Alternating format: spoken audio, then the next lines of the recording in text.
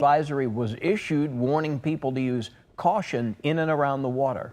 Vice Mayor of Live Oak, Aaron Palma, is expected to be in court today, one of 3 arrested Thursday after an investigation into a fire last year sparked at a Butte County farmhouse. Investigators say Palma and 2 others sold the property shortly after the fire and collected payment from insurance. Iran firing attacks on Israel overnight. First time they've launched a military strike after being hit by U.S. missiles Saturday. Department of Homeland Security warned of a heightened threat environment in the U.S. after the attack. Rob? Okay, the weekend weather could not have been better for the most part. We're looking at nice conditions in Sacramento, Stockton, Modesto, all in the low 90s, which is really close to our averages for this time of year. It's going to be warm for sure, but I think we expect that during these long days in June in summer. And that's going to be the forecast going forward for the next 10 days or so. By the way, more showers and thunderstorms expected in the Sierra later on this afternoon. There's one area of concern that's going to be the causeway. This is really backing up traffic well into downtown Sacramento. Not a lot of ways around this, and the ones that are known are going to be busy. I think we all understand that. It's usually about 15-20 minutes from Sacramento to Davis, but now because of the 3-car vehicle crash and the response to it, it's about 47 minutes. All right, before we go, check this out. From the factory floor to the future, a new kind of coworker rolling into the workforce. This is Aeon, the AI-powered humanoid. It's built to tackle labor shortages in industries like manufacturing and transportation. The bot rolls on wheels, climbs stairs, and even learns by watching humans with 22 sensors and 34 degrees of movement. Developers say it's fast, agile, and ready for real-world jobs later this year, starting with its debut in Las Vegas. Wonder how long it'll be before Aeon is hosting this newscast, and probably better. And he'll have a repository of like 1 million great TV jokes. I know. Let's hope so, because we could use them right about now. All right, folks, be sure to join us following this newscast. Switch over to ABC10 Plus.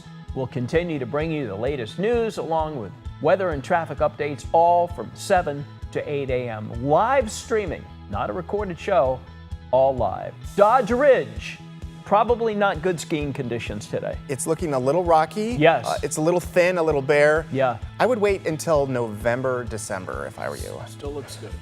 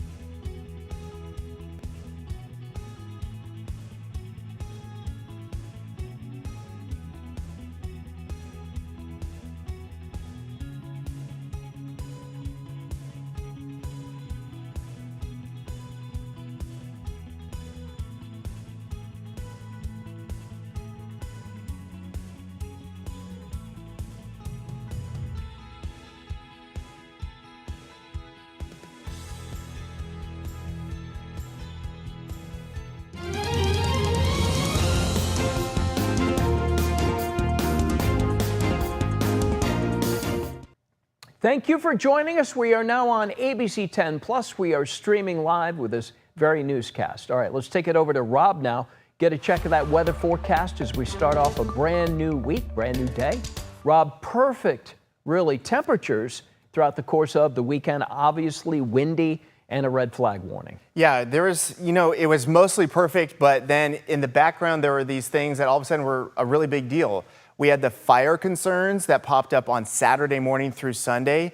In fact, I was able to see one of the DC-10 air tankers that they used to fight fires getting pre-staged. It flew from Phoenix, landed at McClellan just to be in the right area at the right time because we were the danger spot for the whole West on Saturday because we had such extreme fire conditions that popped up in the valley.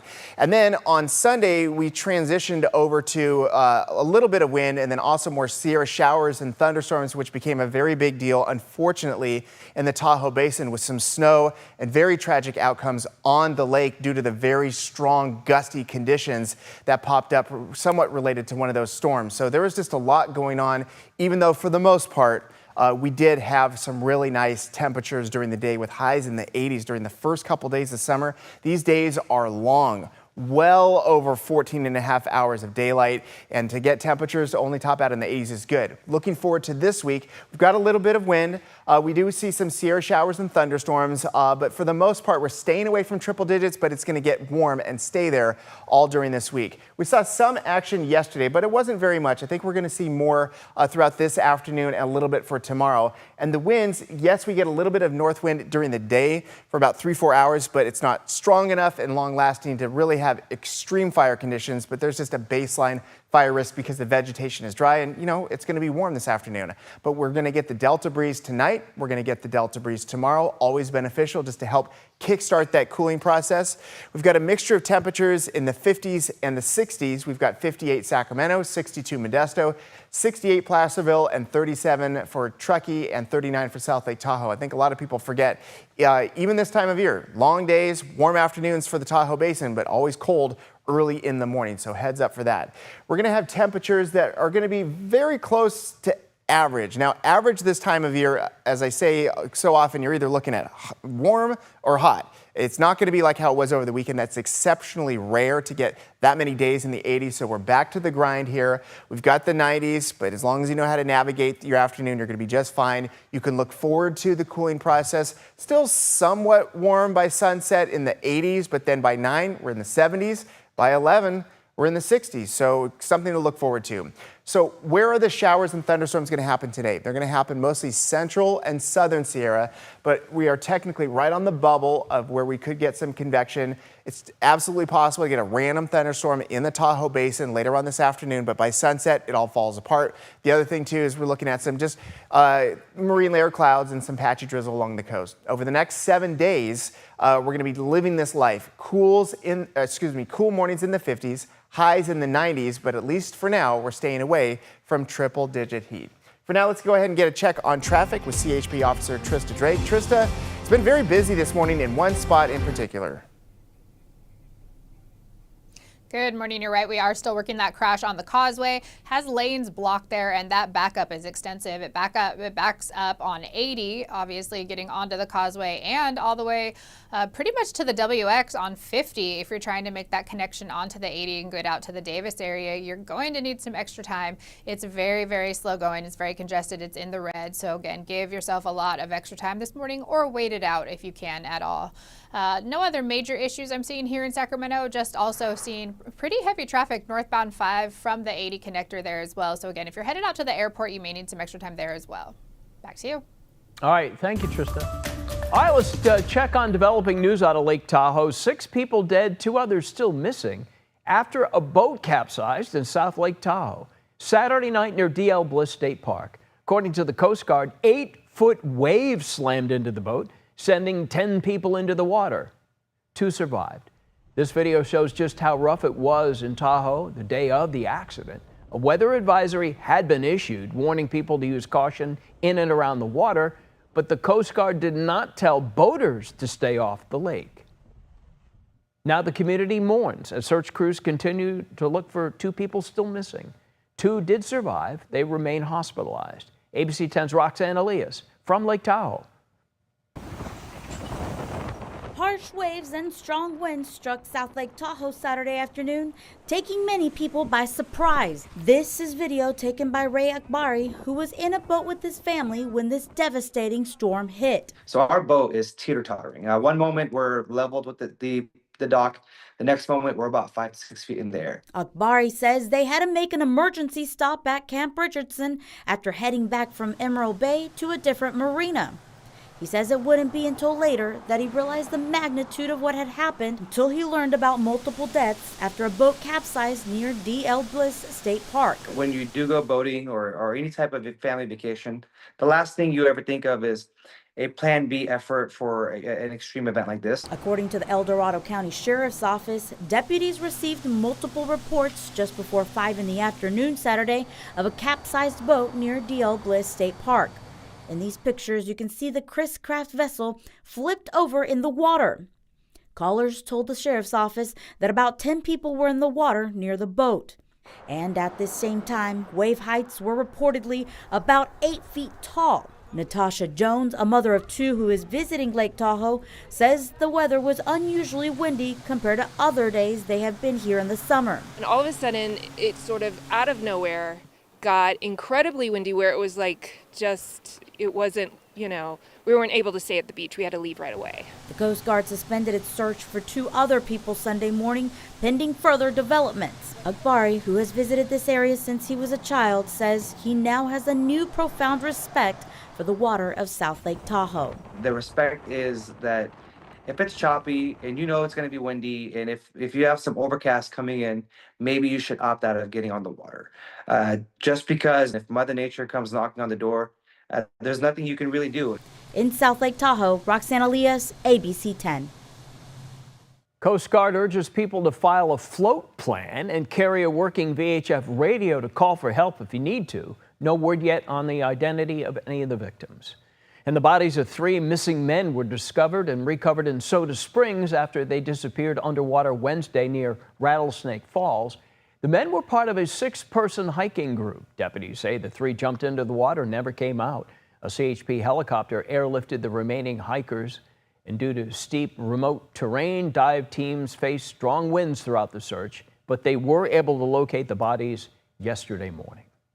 Sacramento County deputies searching for the person involved in a triple shooting. It happened early Sunday morning at an apartment complex along Little Oak Lane in North Sacramento. 3 people were shot, 2 taken by ambulance, and a 3rd transported by someone that they knew.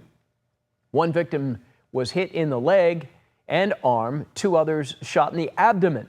The Sheriff's Department is asking anyone who may know anything to please contact them with information. Happening today, Live Oak's vice mayor will be in court facing arson and insurance fraud charges. Aaron Palma was one of 3 men arrested Thursday after an investigation into a fire last year sparked at a Butte County farmhouse. Investigators say Palma and 2 others sold the property after a fire and then collected payment from insurance, yielding a gross profit of about $200,000. Palma is expected to appear in court today to face the arson and fraud charges. Now to the latest on the U.S. attacks on Iran. Those missile strikes carried out over the weekend drawing more international reaction this morning. Iran's foreign minister met with Russian President Putin overnight. Putin leaving the meeting calling the U.S. attacks a, quote, unprovoked aggression. The meeting comes as Iran warns it is planning a response to the U.S. strikes.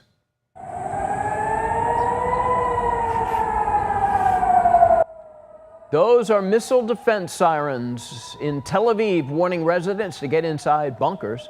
Iran reportedly firing more missiles towards Tel Aviv, their first military action since the U.S. attack on Saturday. Israel has yet to report any damage from an attack. Let's go to ABC's Nicole D'Antonio with more on how the U.S. is preparing for potential retaliation from Iran. Good morning. President Trump is now threatening Iran further, saying there will be peace or more attacks. This morning, the Department of Homeland Security warning of a heightened threat environment in the United States following the attack against Iran's nuclear facilities over the weekend. In a bulletin issued just after Israel began attacks on Iran, the Department of Homeland Security warns that low-level cyber attacks against U.S. networks are likely. ABC's Pierre Thomas on This Week. The networks mentioned involve U.S. infrastructure, the energy sector, the electrical grid, financial sector. The bulletin urged infrastructure officials to immediately assess their security to make sure their defenses were strong enough to block any malicious activity by Iran. Concerns are also growing about the Strait of Hormuz, a crucial global shipping lane for oil, with Iran threatening to block shipping. The fallout of the strike raising questions of what comes next. No, we're not at war with Iran, John. We're at war with Iran's nuclear program. We want Iran to give up their nuclear weapons program peacefully. President Trump now appearing to entertain the idea of a regime change in Iran, posting on social media, "If the current Iranian regime is unable to make Iran great again, why wouldn't there be a regime change?" And today, President Trump is scheduled to meet with his national security team in the Oval Office. Nicole D'Antonio, ABC News, Washington. All right, robo-taxis could be coming to a place near you. The new technology that has pedestrians turning heads. How much it might cost to ride? Marcus Allen, good morning. Hey, good morning. It's the first full week of summer, and we're helping out the people at Leatherby stock up their ice cream. How many gallons of ice cream will they go through, and what makes it so much better? You'll find out as ABC 10 Morning News continues. Don't move. We'll be right back.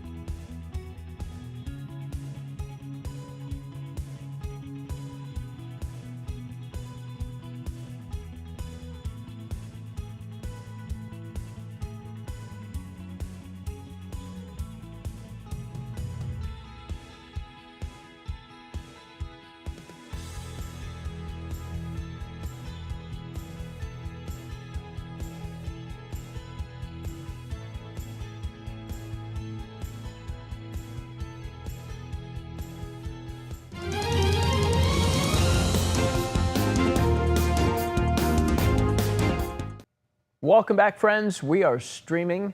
Glad you're here with us, streaming live. Police in Michigan say staff members heroically jumped in to stop a mass shooting while a church service was happening. ABC's Allison Cossack now is back to explain how quickly they jumped into action. Frightening moments at this church service near Detroit after a gunman opened fire outside the church. Get out. Police investigating this Facebook live stream. Inside the Cross Point Community Church, people seen scrambling to exit. Please, everybody come to the back. After hearing what sound like gunshots.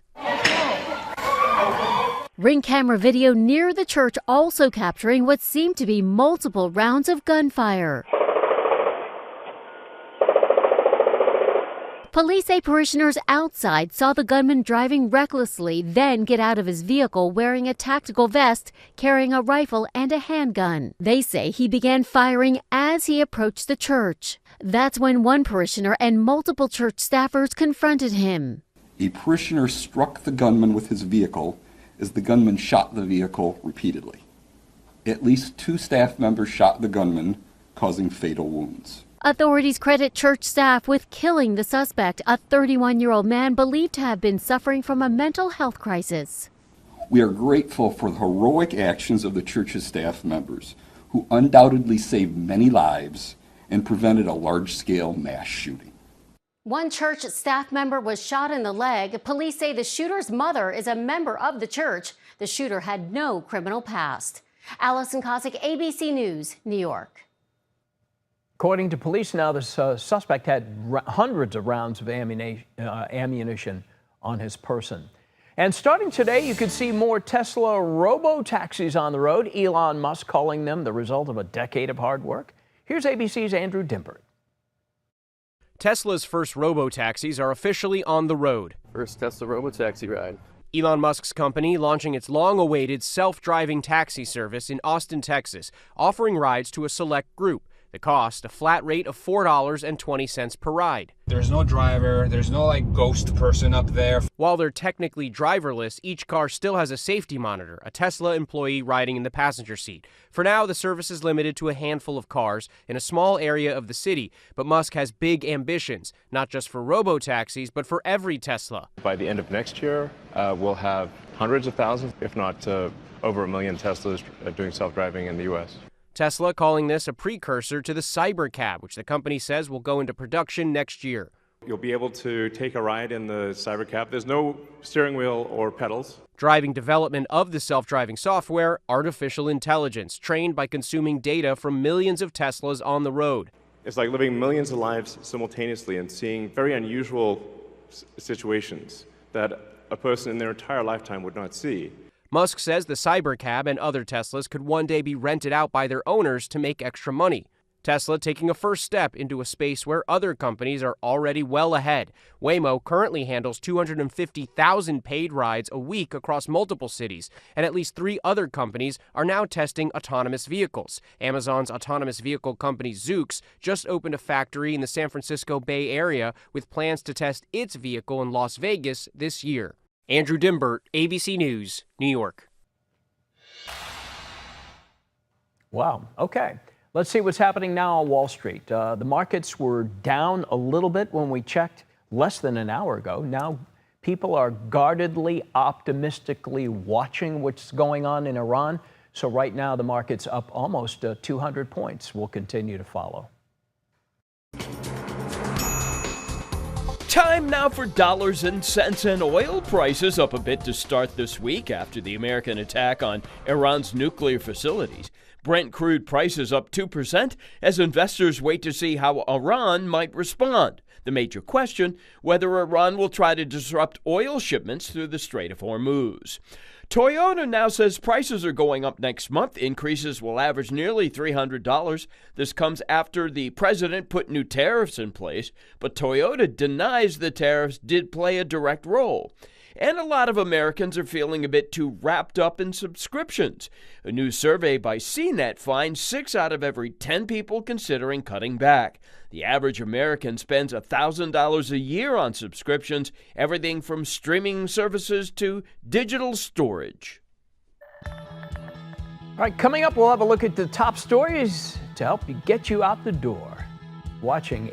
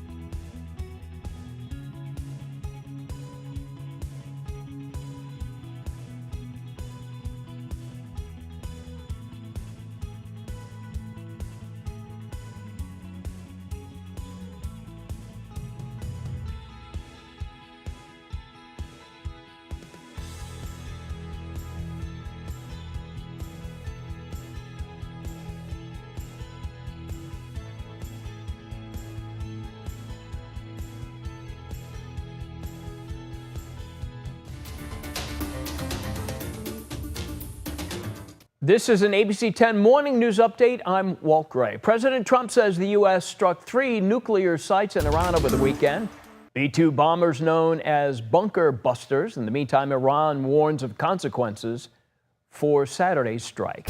6 are dead, 2 are missing after a boating accident on Lake Tahoe over the weekend, according to the El Dorado County Sheriff's Department. 10 people were on this boat when it capsized near D.L. Bliss State Park. After waves were reported to reach 8 feet, 2 people survived. Today, Live Oak's vice mayor expected to face arson and insurance fraud charges inside a Sutter County courtroom.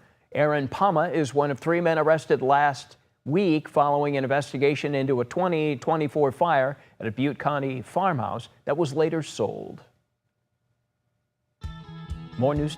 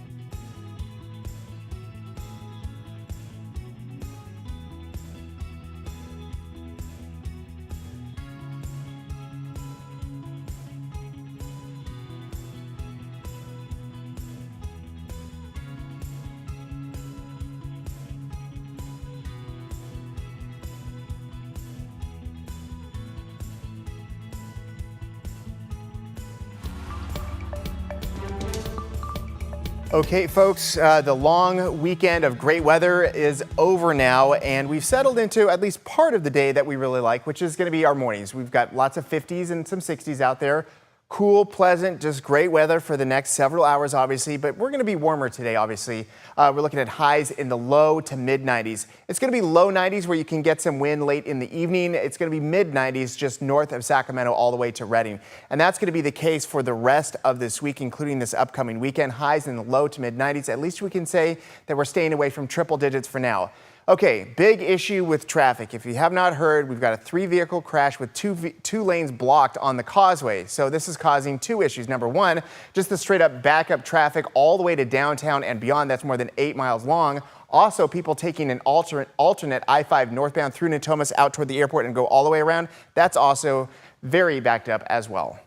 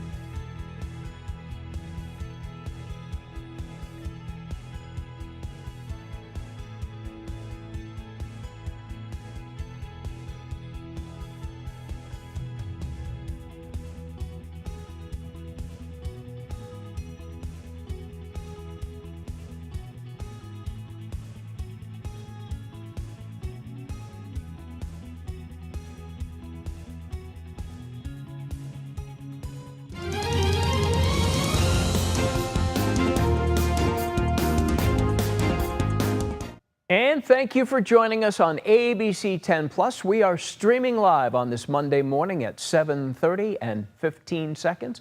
A Sacramento business owner says the homeless crisis is leading to safety concerns outside her business. So she reached out to 10 on Your Side for help.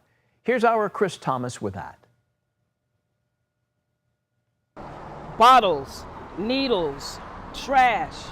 It was horrific. Sacramento barber Cheryl Weston describing the disturbing scene she found outside her Oak Park barber shop. I called the police immediately. And then you called 10 on your side. And then I called 10 on my side. I shouldn't have to be afraid for my life walking up to my business. She says someone set a fire right outside her business. She took pictures of her spray-painted wall and all the trash, needles, and even knives left outside her shop that's been in the community for decades. And it's vandalized. I'm hot. I'm angry. We got to do something. We got to do something, Chris. Did you spray my wall? Weston says she confronted the man who was camping out in front of her establishment. This is a business. The scene that I walked into was unbelievable. I have dealt in the past with homeless issues, but nothing to this degree. When it comes down to my safety, Chris, this is how I make my living. You know, as a barber in this industry, if you don't work, you don't eat. Where is our reprieve? Where do we, the small business people, small business owners, who do we call? 10 on Your Side went straight to city leaders for answers. They sent me this statement saying, in part, regarding health and safety concerns related to homeless encampments, the city in August 2023 launched its incident management team responding to homelessness. This is an interdepartmental team that includes personnel from the city's Department of Community Response, Sacramento Police, Fire, Code Enforcement, Park Rangers, Animal Control, a cleanup contractor, and others. Units from the IMT are deployed across the city 7 days a week to respond to 311 calls involving homeless issues like the ones you've described. The IMT has a dual mandate to provide outreach and engagement to people experiencing homelessness and ensure compliance with city laws and ordinances. Thank you for your response. I appreciate you guys so much because this issue has to be addressed. And take a look. Each week, the city publishes a report on things like outreach, enforcement, and cleanup work of the incident management team. In the first week of June, they received more than 800 calls and cleaned up more than 160,000 pounds of trash. And we know this business owner is not alone. Do you have a problem and don't know where else to turn? Email me at onyourside@abc10.com.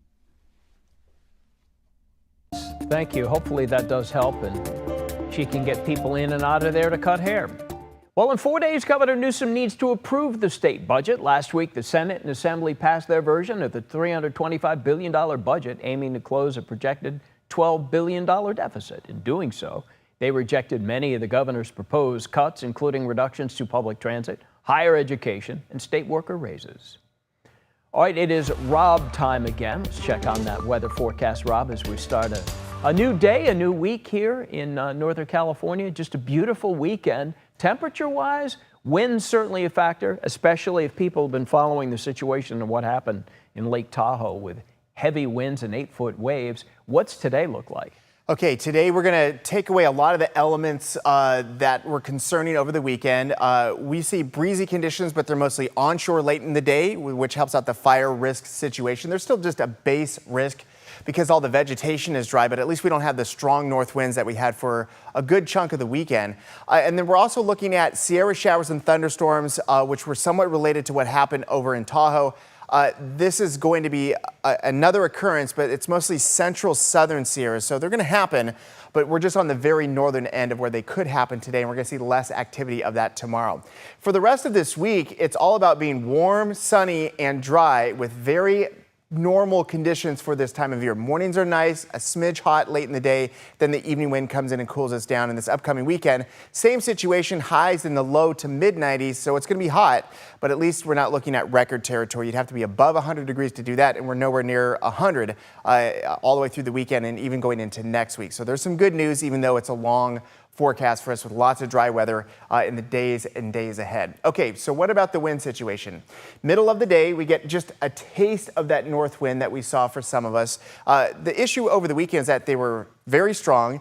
They lasted all day long and the air was very dry. This happens just in the middle of the day. Then very quickly, we start to see the evening wind come in, raises the humidity level, cools us down, and we're just in good shape, relying on that Delta breeze each and every evening. We're at least going to get it for the next 2 days, and that's always something to look forward to late in the day. But before that happens, it is going to be a warm day.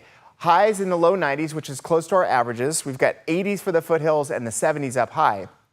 Now, your mornings will remain nice and cool each and every day. We're looking at lows in the 50s. This is normal for this time of year. We've got the 30s and 40s up high. And most of your morning is actually in pretty good shape, all the way till noon, maybe even a little bit past that. No issues whatsoever. Then it's going to be a little warm late in the afternoon, and then it cools us down. You can see that this is pretty close to our averages for both the lows and the highs. So a normal day in these long days in June, that's what we're going to have today and for the rest of this week. And the records, hey, you don't want any part of a triple-digit day in June. It's very hot and it's also very long-lasting. Now, the breeze does a really fine job of cooling us down, but I would say for your whole house fan or AC usage, it might be not till maybe 10, 11 o'clock at night. Then it's going to be really efficient cooling you down, but it's going to take a little while longer. The Delta breeze is happening, but it's not very strong like it was going into last week. Here's most of the activity that we can expect late in the day. Pop-up showers, thunderstorms for very, very high elevations. This could translate into a little bit of snow, which is what we saw in the Tahoe Basin going into the weekend. But then it's going to be clearing up once the sun goes down, and tomorrow does not look as busy. Going forward here, we've got lots of temperatures that are within that range, just a few degrees above average or so, and that's going to be nice, dry, but a little bit warm into the afternoon into this weekend and going well into next week. Now for a check on traffic, here's CHP Officer Trista Drake. Hi, good morning. We are still dealing with the crash on the causeway. Good news is one lane is now open. The number 2 lane is open, so a little bit of that traffic can hopefully flush through. Still working on getting the vehicles cleared out of the roadway completely, causing pretty extensive backups both on 80 and 50 this morning. So 50 is backed up about to the WX, trying to make that connection onto the causeway, and 80 is backed up. It's very heavy, very slow. Definitely going to need extra time, or I'd advise waiting it out until that traffic can flush through when all those vehicles clear. So just be aware of that, causing heavy, extensive delays. Also seeing it really slow going northbound 5 as you come out of that 80 connector. Vehicles trying to get around that collision scene there on the causeway, making that commute onto 5, but that's causing a lot of backup as well. And we do have a crash there northbound 5 at Main Street, everything off to the right shoulder. Back to you. All right, thank you. And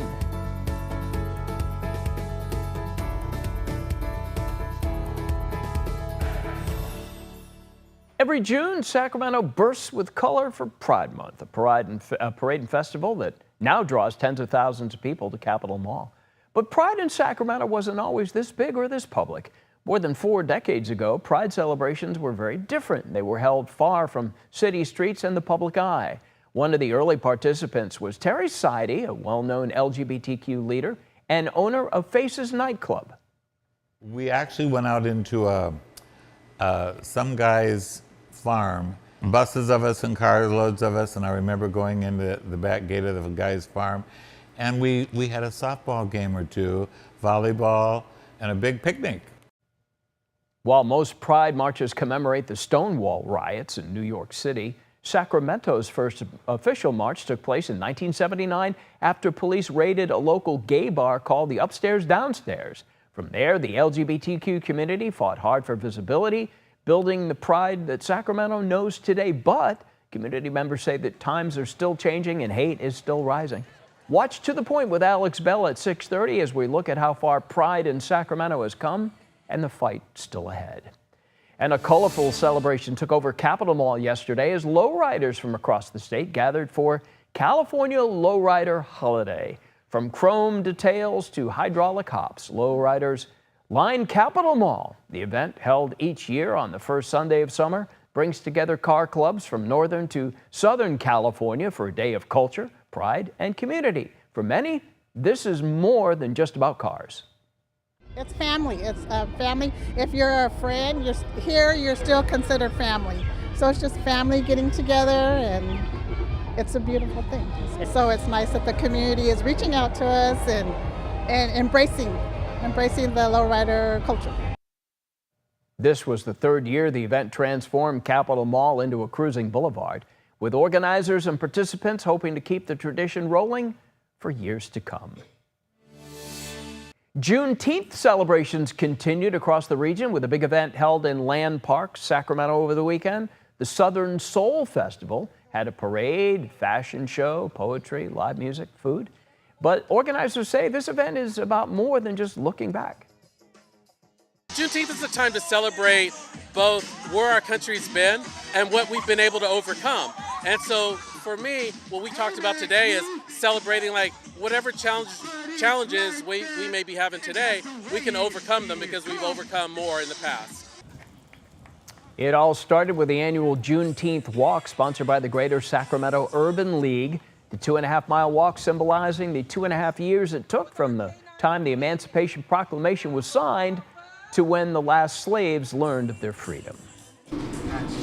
Coming up right here, right now, Marcus Allen and ice cream. Yes, I wish you could smell this. We've talked about the ice cream so much, I forgot to tell you about the sauces. Why this chocolate sauce deserves and should have a Michelin star. We're at Leatherby's Folsom for more. We'll be right back.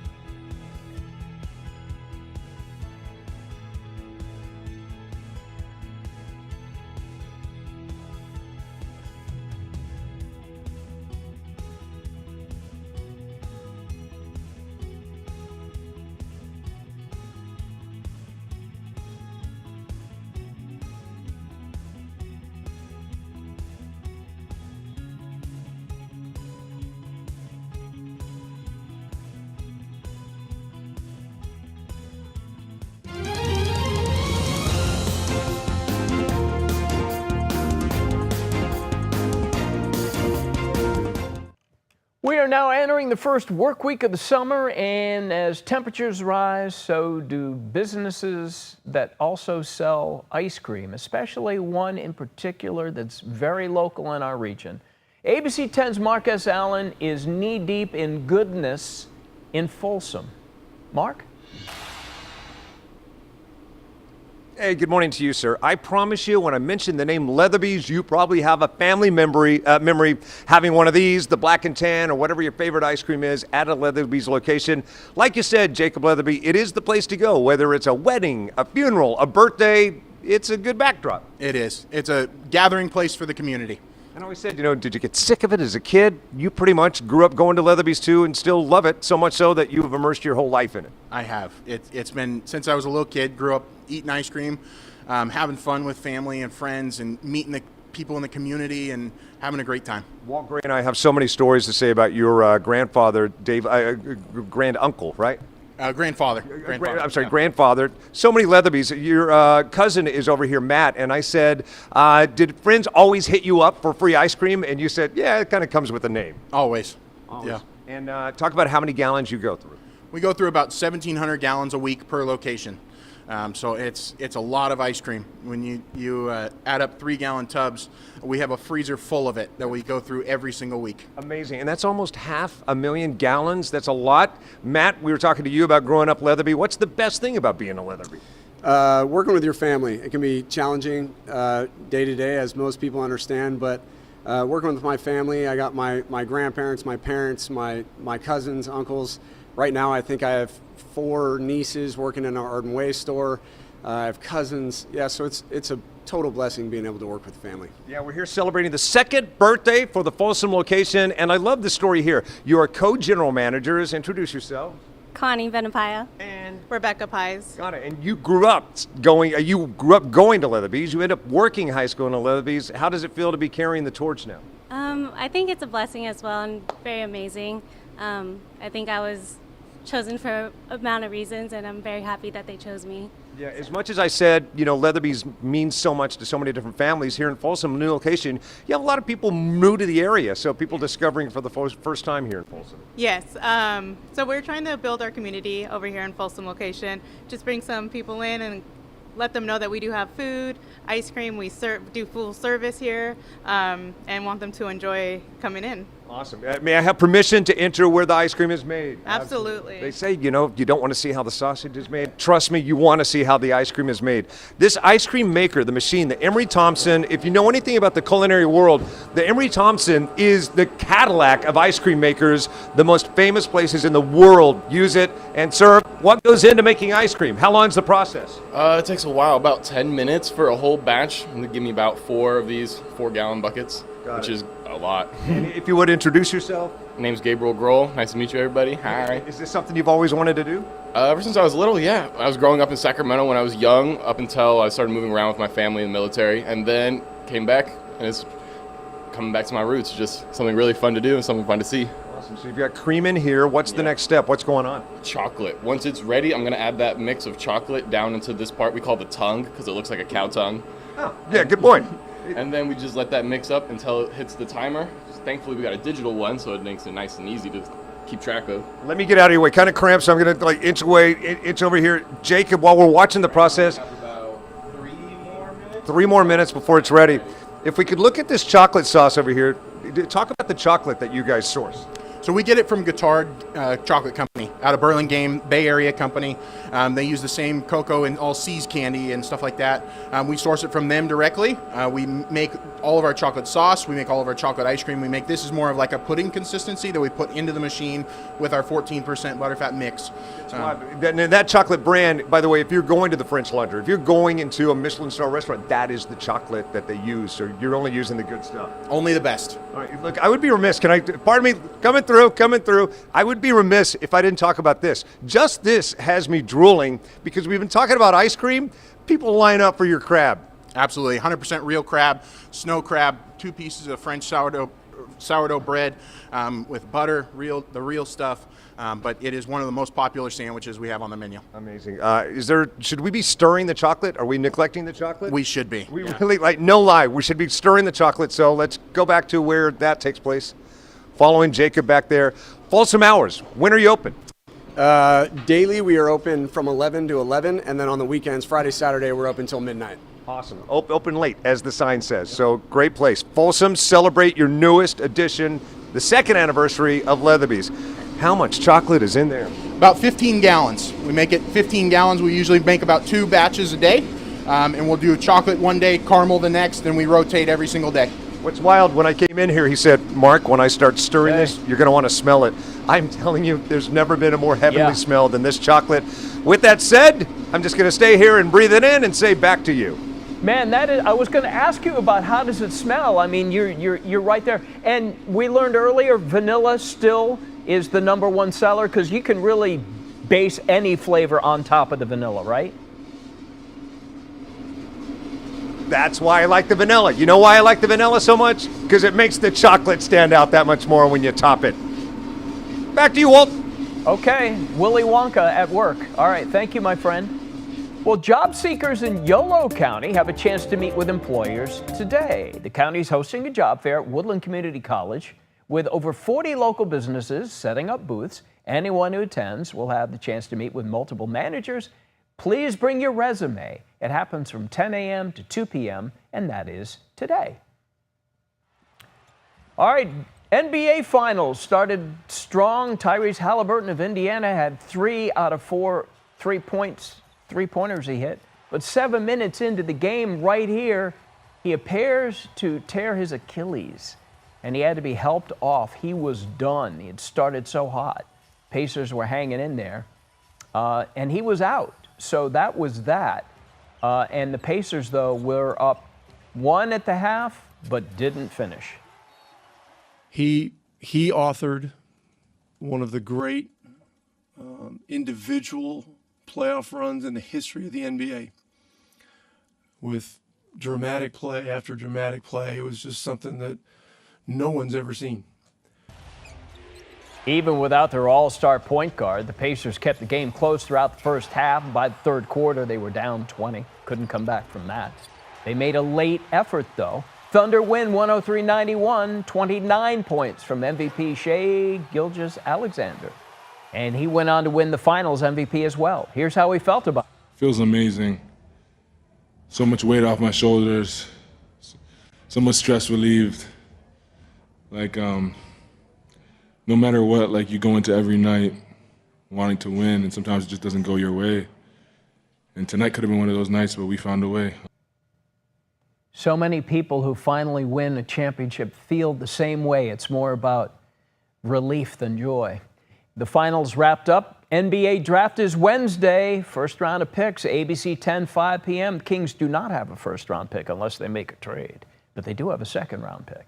In the meantime, the A's still struggling at home, losing in a shutout yesterday to Cleveland. They end up losing this series. They're now on the road facing Detroit.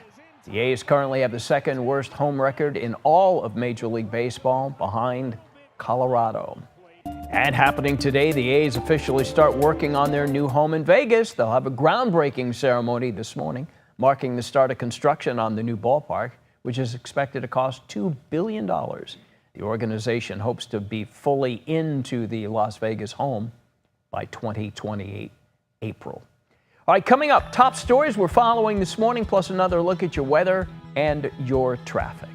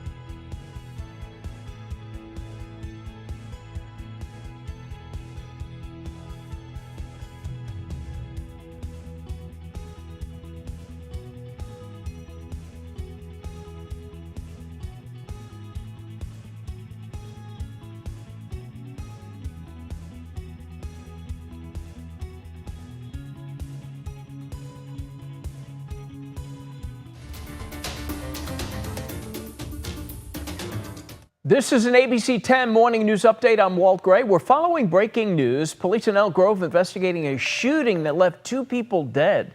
Police say they were called to the home on Triplefin Way just before 6 a.m. and found 2 people inside dead. Not clear what led up to the shooting. Investigators still on scene. We'll bring you more information as soon as we get it.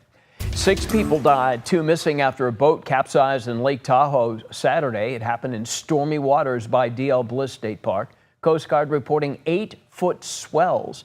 2 people survived. The U.S. Coast Guard says a weather advisory had been issued, warning people to use caution in and around the water. The bodies of 3 missing men were recovered after they disappeared underwater Wednesday near Rattlesnake Falls in Placer County. The men were part of a 6-person hiking group. Deputies say 3 men jumped into the water and never came out. Search crews found their bodies Monday. The other 3 men were rescued by a CHP helicopter. Rob? Okay, we've got a lot of weather and traffic. The weather part of it's pretty simple. It's going to be warm this week. It's going to be dry, and we're looking at highs in the low 90s all week long. Today, we're starting off in the 50s and 60s. It's obviously we're in that warming trend, but at least we're staying away from triple digits for now. In fact, mid-90s is about as warm as we're going to get this week, and then low 90s for next week. By the way, rain-free in the valley, although some showers and thunderstorms still possible in the Sierra later today.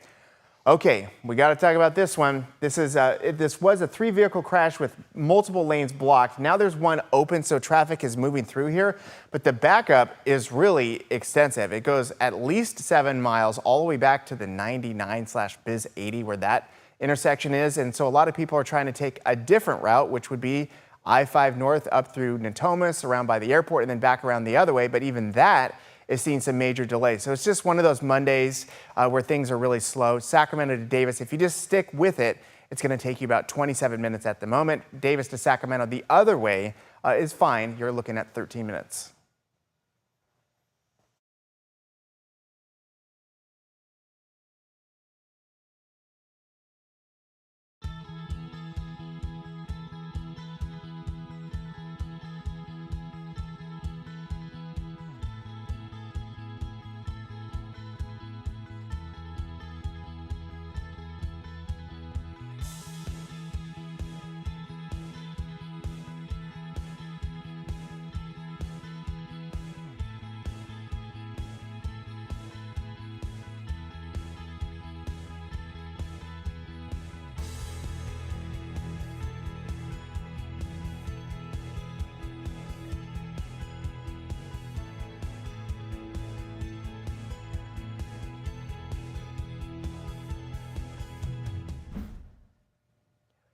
Hey, here's what's coming up on ABC 10 Plus this morning. A recap of all the big news from the last week. That's coming up in less than a minute. At 8:30, GM, A Life Now, looks at a simple baby exercise, how it can fix what's called tech neck. Your California Life is at 9. Mark S. Allen at 9:30. Take a look. Previews the new Pixar movie, Elio. So much going on. GMA to come and all that good stuff. Weather today should be pretty nice, huh? Yeah, we're in good shape. I mean, we just cannot repeat the weekend weather, which was in the 80s and just perfect for most of it. So we're just going back to the summer grind. Highs in the 90s. We can live with that. Okay, that's going to do it for our live streaming. Much more to come. We're glad you spent some time here with us as we are looking at downtown Sacramento. A lot of traffic at the bottom of your screen. Have a good day.